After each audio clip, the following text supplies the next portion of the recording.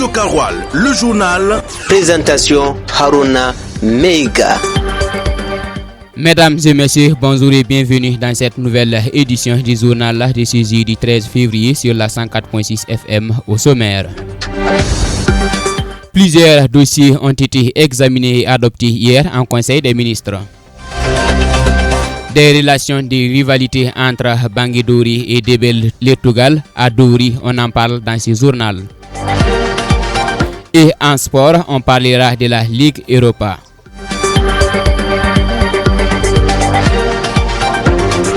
Mesdames et messieurs, une fois de plus, bonjour. Comme je l'annonçais en titre, hier, mercredi 12 février 2025 à Ouagadougou, le président du Faso, le chef de l'État, le capitaine Ibrahim Traoré, a présidé l'hebdomadaire Conseil des ministres. Au cours de cette séance, plusieurs dossiers ont été examinés et adoptés. Parmi les dossiers examinés figure le projet de loi portant statut de la chefferie coutumière et traditionnelle au Burkina Faso, ainsi que le décret relatif aux modalités d'application de la loi du 22 février 2024 portant conditions d'entrée et de séjour des étrangers et de sortie des nationaux et des étrangers du territoire national. Et en fin de compte, le Conseil a procédé à des nominations dont un préfet et un secrétaire général pour le compte de la région du Sahel. Plus de détails avec Ismaël Konfé. L'une des plus anciennes institutions du Burkina Faso, à savoir la chefferie traditionnelle et coutumière, a fait l'objet d'un projet de loi. Selon le ministre en charge de l'administration territoriale,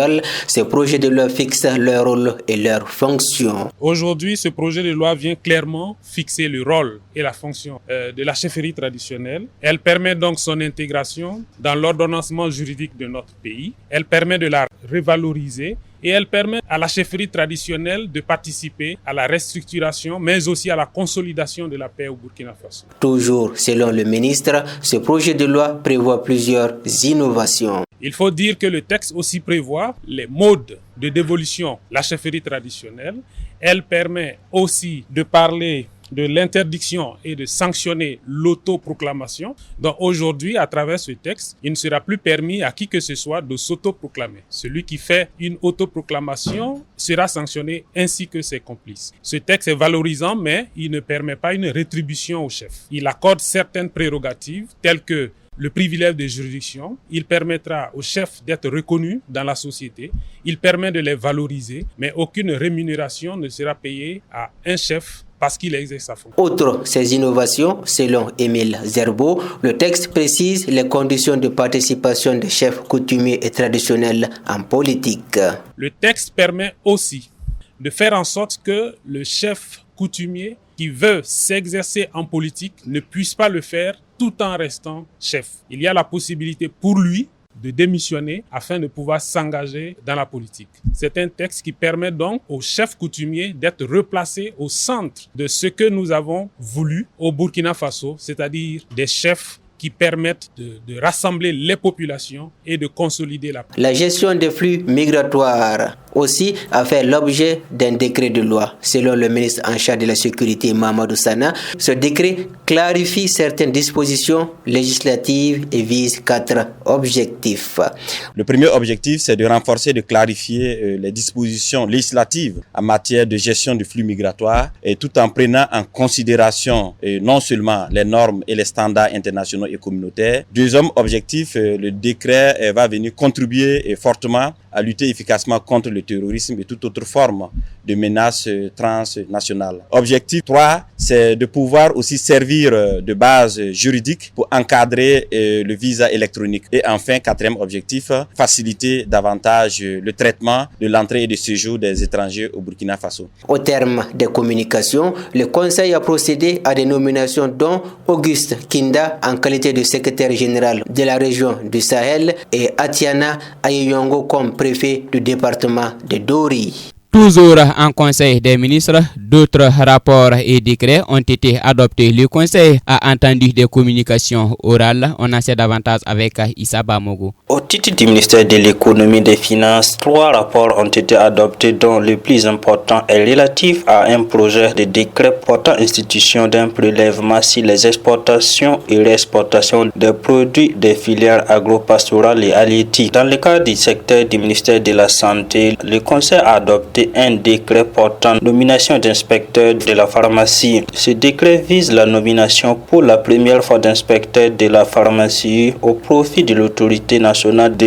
régulation pharmaceutique en vue de renforcer la régulation du secteur pharmaceutique au Burkina Faso, d'améliorer la protection de la santé et de la sécurité de la population. Quant au ministère de l'Environnement, un rapport relatif au programme d'approvisionnement en eau et d'assainissement a été adopté. Au regard des résultats satisfaisants de la mise en œuvre du dit programme, le gouvernement a obtenu de la Banque mondiale un financement additionnel de 58,9 milliards de francs CFA. La contribution de l'État est estimée à 4,5 milliards de francs CFA. Ce financement additionnel permettra de prendre en compte la résilience des infrastructures dans les zones à haut risque sécuritaire à travers la mise en place d'un système de télégestion des infrastructures, la couverture de la scène de l'assainissement à travers la construction des stations de traitement de boues de vidange et l'amélioration de l'hygiène au niveau des personnes déplacées internes. À l'issue des délibérations, le Conseil a tenu des communications dont celui du ministre des Affaires étrangères qui est en lien avec la sortie des États de l'AES de la CEDEAO, ensuite celui de la communication qui a porté sur la tenue de la 29e édition du FESPACO et enfin celui du commerce qui a fait le bilan de la rencontre gouvernement-secteur privé.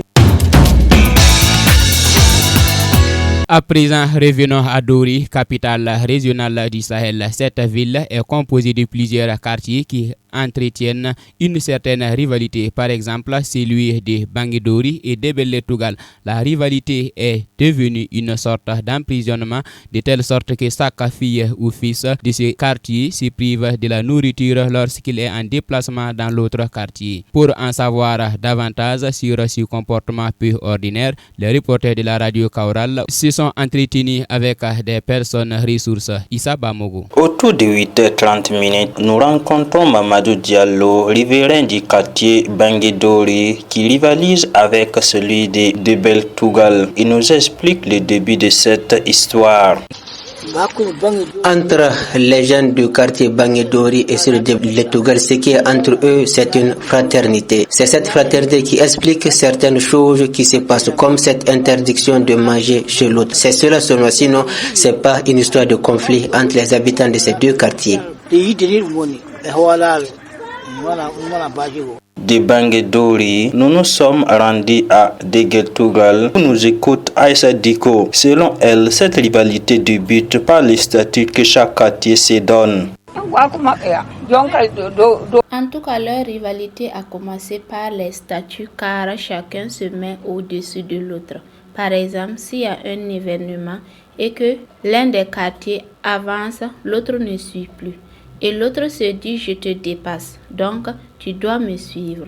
Même les mois de carême, si la rupture te trouve dans l'un des opposés, tu préfères avaler tes salives que de boire l'eau de ce quartier.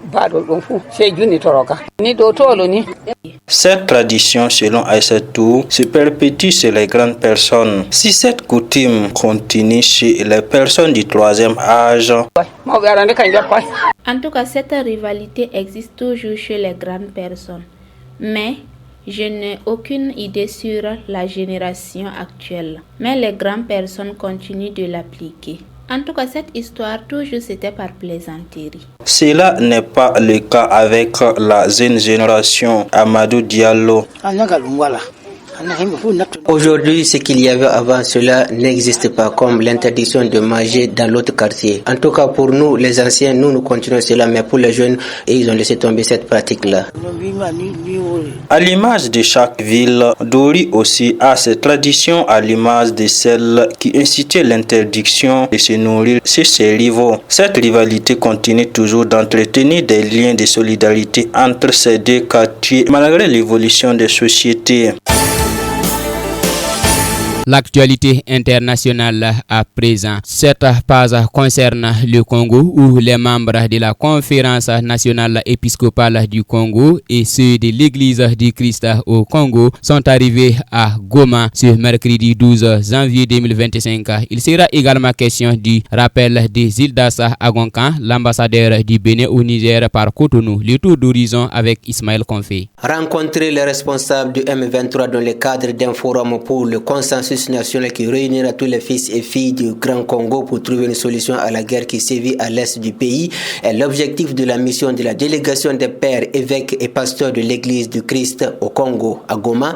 La délégation a été reçue par Corneille Nanga, coordonnateur de l'aile politique du M23, ancien président de la commission électorale nationale indépendante. Après une rencontre de plus de 3 heures de loge avec les rebelles du M23, Monseigneur Donatien Nchollé, au nom de la délégation des leaders religieux, a affirmé qu'il y a beaucoup de points qui peuvent être réglés si les Congolais se mettent autour de la table et discutent. Pour ce qui concerne la balkanisation et l'exploitation illicite des matières premières, Monseigneur Donatien Nchollé a signifié qu'ils ne sont pas dans la dynamique de la balkanisation ni de celle de l'exploitation illicite. Ils ont expliqué comment cela se passe. Selon Monseigneur Nchollé, beaucoup des choses peuvent changer par le dialogue, notamment l'ouverture du port et l'aéroport, ainsi que l'arrêt des hostilités. Au Bénin, la décision des autorités de rappeler l'ambassadeur du Niger intervient suite à ces dernières déclarations. En effet, l'ambassadeur du Bénin au Niger, Zildas Agonkan, a présenté des excuses publiques au peuple nigérien lors de la cérémonie de remise des diplômes de la 7e promotion de l'Institut international de santé Koubéini à Gaïa. Cette démarche de l'ambassadeur du Bénin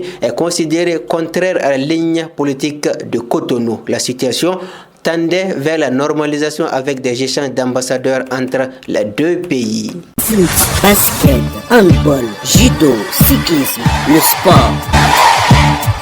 La page des sports à présent après les matchs des barrages de la Ligue des Champions hier soir. Place à la 16e de finale de l'Europa League où le club de l'international burkinabé Bertrand Traoré se déplace en Belgique pour défier l'Union Saint-Gilloise. Le programme complet de l'Europa League avec Ismaël Joseph Bationo. Initialement menacé du report, le match entre l'Ajax Amsterdam et l'Union Saint-Gilloise aura finalement lieu ce jeudi 13 février 2025 à partir de 17h45. Pour ces 16e de finale de la Ligue Europa, l'Ajax doit réussir un bon résultat en Belgique avant le match retour. Présent dans l'effectif, le capitaine des étalons, actuel meilleur joueur de la compétition, pourrait être un atout clé pour l'Ajax dans cette rencontre. Toujours à 17h45, le club turc Fenerbahçe défie Anderlecht et puis Ferencváros affronte Victoria Pilsen. Midland croise le fer avec le club espagnol